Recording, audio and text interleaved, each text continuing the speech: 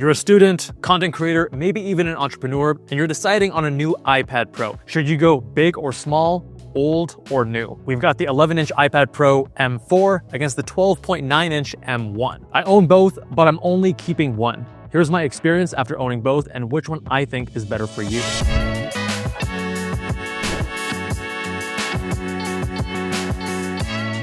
Now, if you're a student deciding between these two, you're going to have one set of needs. And if you're a content creator or an entrepreneur, you will have a distinct set of needs. But before we get into that, let's talk about the pros and cons of each. So this one here is the M4 iPad Pro 11-inch with the Magic Keyboard. This one is the M1 iPad Pro 12.9-inch. The new one is actually 13-inch. And this one has both Magic Keyboard and Apple Pencil.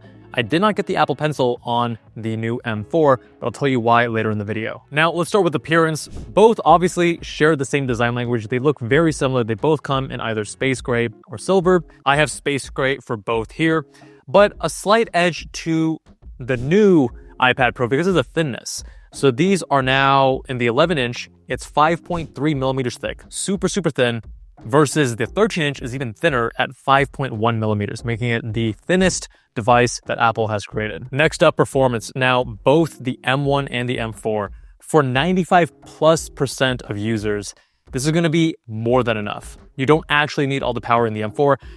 And largely speaking, iPadOS feels like it's holding back the M4 chip rather than the M4 chip holding back anything that you want to do. You can do photo and video editing on either device very smooth. If you are going to be doing 4K video editing on your iPad Pro, which is not very common, but in case you are, then yes, the render times are going to be a lot faster with the M4. But for the overwhelming majority of users, any generation of Apple silicone in these devices, that's the M1 and onwards, it's going to be more than enough. But keep in mind, your RAM and CPU inside the device can change based on the storage you choose, and Apple doesn't advertise that up front. Now, the old M1 came in 128, 256, 512, 1 terabyte, and 2 terabytes.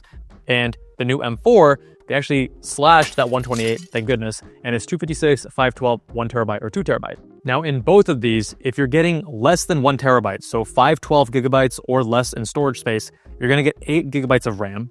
And if you choose 1 terabyte or 2 terabytes for storage, then you get 16 gigabytes of RAM. And that's for both the M1 and the M4. However, with this new M4, for the first time, they're also stratifying the CPU. So again, with the M1, CPU did not change based on storage, but with the M4, it does. It's a pretty minor difference. Again, with the 1 terabyte and 2 terabyte, you get the upgraded RAM, but now the CPU changes from a 9-core to a 10-core. So the 10-core has 4 performance cores and 6 efficiency cores, whereas what I have, this is the 256, the 256 of the 512, they have the 9-core CPU, and the 9-core has 3 performance cores and 6 efficiency cores. I can't actually tell you how the 10 versus 9-core CPU differ because I haven't used the 10-core.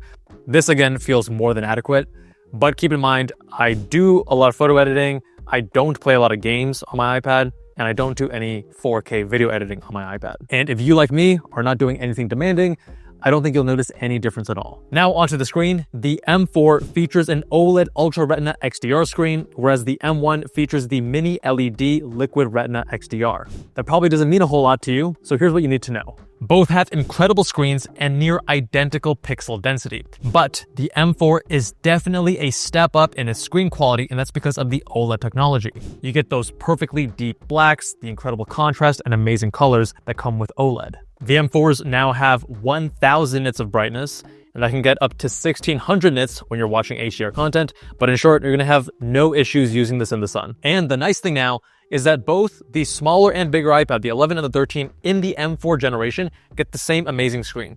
In older generations of iPad Pro, including in this M1, the larger iPad, the 13-inch or the 12.9-inch, got a better screen than the smaller 11-inch. Now, more specifically, the M1 12.9-inch iPad Pro has a peak brightness of 1600 nits with HDR, the same as the new M4, but with standard content only goes up to 600.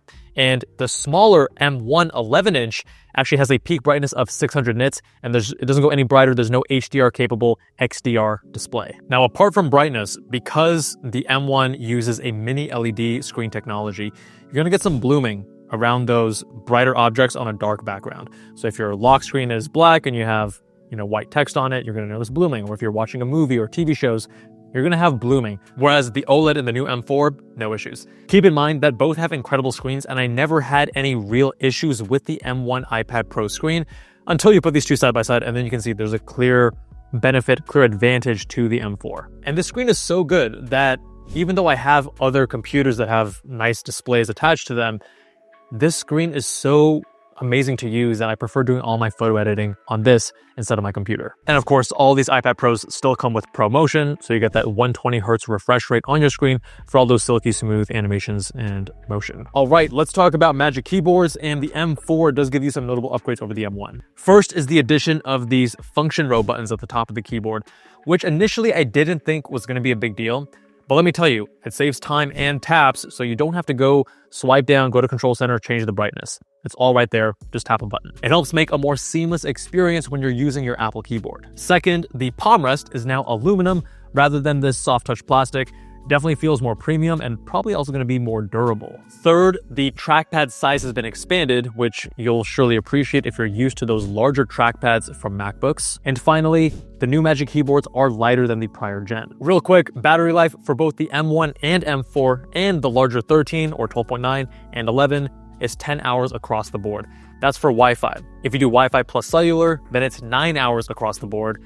Haven't had any issues myself with battery life, and you can of course extend it beyond that 9 or 10 hours depending on your brightness and which apps you're using. Next, we have portability, which is actually one of the biggest factors for me. If you guys saw my MacBook Pro versus MacBook Air comparison video, portability was a big deal then, and it's a big deal here. I found myself rarely using my 12.9-inch iPad Pro simply because of the bulk. I already have a 13-inch MacBook Air, and for most things, MacBooks are more functional than iPads, so I couldn't justify bringing both when I went places.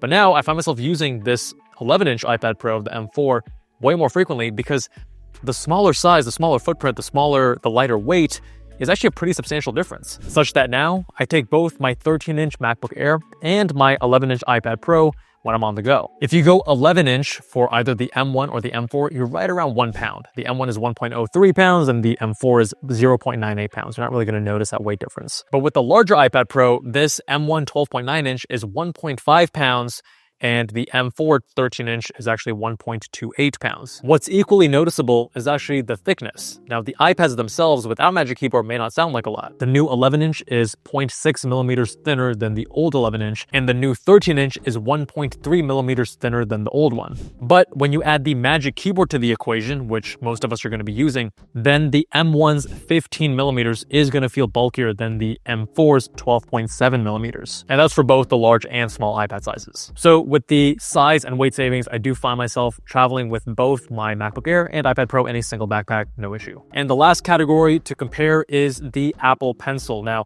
I have an Apple Pencil with the M1, but it is not compatible with the M4 because on the M1s, the camera was right up here, and now on the M4s, they moved it up here. Since most of us are using our iPads in landscape, it makes sense. But in doing so, the magnet attachment doesn't quite work the same, and this is not going to charge and be compatible with the new one. How convenient, right? I think most students are going to want an Apple Pencil, taking notes, annotating handouts, things like that. I personally am not using it as much anymore. When I do feel the need to use pen to paper, I like an actual physical notepad or actual drawing. I prefer that right now, but I do understand the appeal of getting an Apple Pencil for an iPad. And the nice thing is if you do change your mind, or if I change my mind, I can always just go to the Apple Store, buy an Apple Pencil for about 120 bucks, and you're set. You don't actually have to decide it right then and there when you first buy the device. And there you have it, a tech review from a non-tech YouTuber. And the reason I wanted to do this is that generally speaking, tech YouTubers, because they're really into this stuff, the actual hardware, they're gonna highlight these differences and maybe overstate the importance that you, as a non-tech YouTuber, would actually feel by upgrading. But from someone who is more of a regular user, I'd argue that the size of your iPad is going to be way more important whether you go M4 versus M1. I don't think you're losing much by going with the M1 over the M4. Keep in mind, if you are comparing the prices, the M1 is going to be cheaper, but remember, this goes down to 128 gigabytes of storage, whereas the M4 starts at 256. So make sure if you're comparing prices, compare equal storage options. And yes, there will be trade-offs. The screen is great, but not excellent. The slight size and weight penalty, the Magic Keyboard not being quite as premium. But in the grand scheme of things, do those really move the needle? For most of us, The answer is no. And the last thing I'll leave you with is some tips on the size of iPad. I used to think I needed the larger iPad because I do a lot of split screen work. And obviously having a larger screen for split screen work makes a big difference. But that benefit I found is actually smaller than I expected. I can still do that on the smaller 11-inch, but the penalty of the increased footprint, the thickness, and the weight was a much bigger drawback than that slight gain I received with the larger screen size. If you were like me and rarely using your iPad Pro, consider downsizing. You may realize that that's the more important factor rather than whether it's M1 or M4. If you found this video helpful, we have links to both the old and new big and small iPad Pros down in the description. And it's also a no-cost way that you can help support the channel. I'd be super appreciative of that. Thank you.